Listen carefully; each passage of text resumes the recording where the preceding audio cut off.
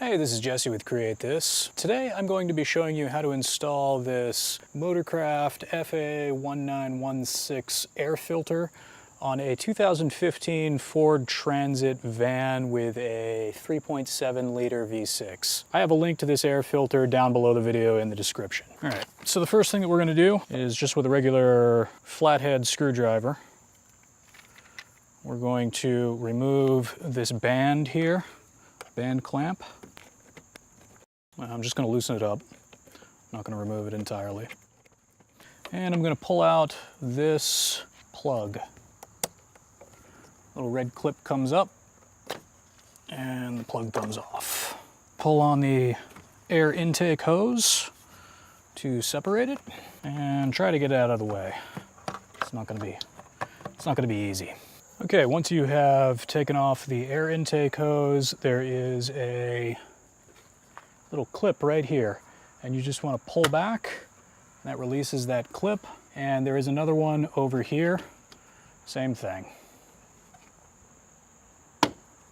At that point, the entire assembly can be lifted off.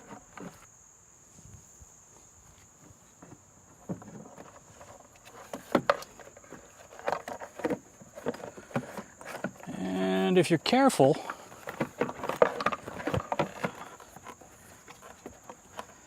you can gain access to the filter underneath without removing anything any further.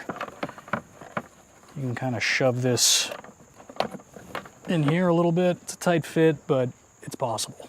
If you do find yourself needing more room, you can also remove this band clamp right here, or loosen rather, and the entire upper manifold assembly can be worked backward, or the entire air intake assembly can be worked backward.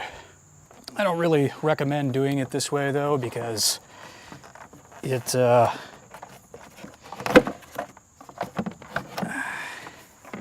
doesn't really buy you a whole lot. I mean, it buys you a little bit more room, but it can be done the other way too. If you do choose to remove the upper air intake, or I guess it's just the air intake, there are also hoses here that need to be removed.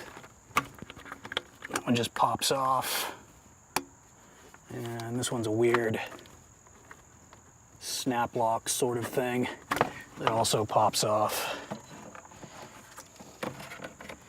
And then you can remove the air intake. With the air intake removed, you definitely have more room to operate inside the air filter compartment, and you can pull out the air filter. Normally I would recommend holding a filter like this up to the light and seeing if you can see anything through it to tell if it's dirty. But in this case, there's a foam backing on the back, so you're not really going to be able to do that. So just eyeball it, see if it looks dirty. You can maybe look through this section and see if that's dirty and decide whether you're going to replace it. If you're not going to replace it, you can just put it right back in. But if you are going to replace it, this is what the replacement looks like. Basically the same thing. Slide it down in there. Make sure none of these little leaves here get bound up. The air filter has these protrusions here. You want to slide these protrusions into these notches in the back.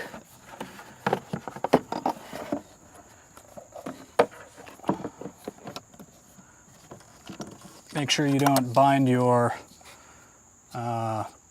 wire, and clip the little clippy dudes back onto the air filter. There's one here and there's one over here.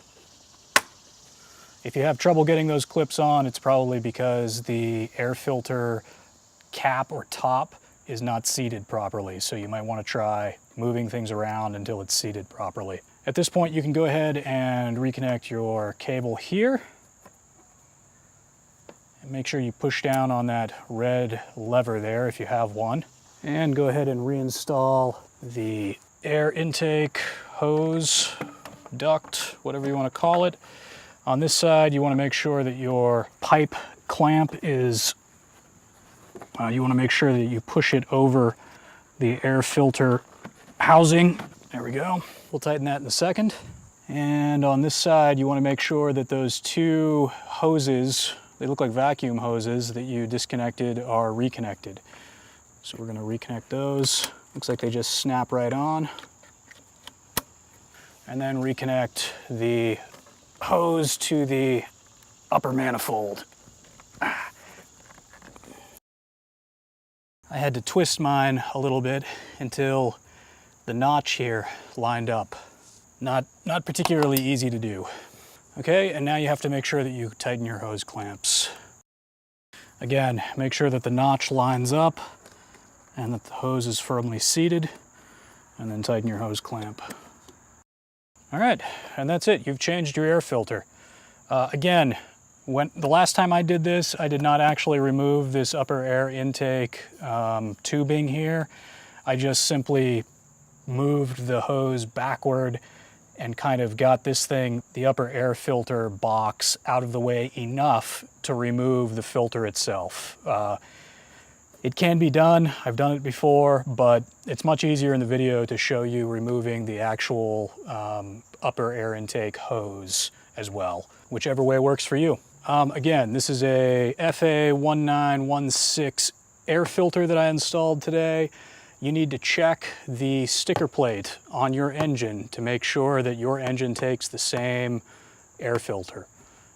Different engines will take different air filters depending on the liters and cylinders and things like that. So make sure you double check before you order. This air filter is available through Amazon, and I have a link down below the video in the description. As always, thanks for watching, and please subscribe.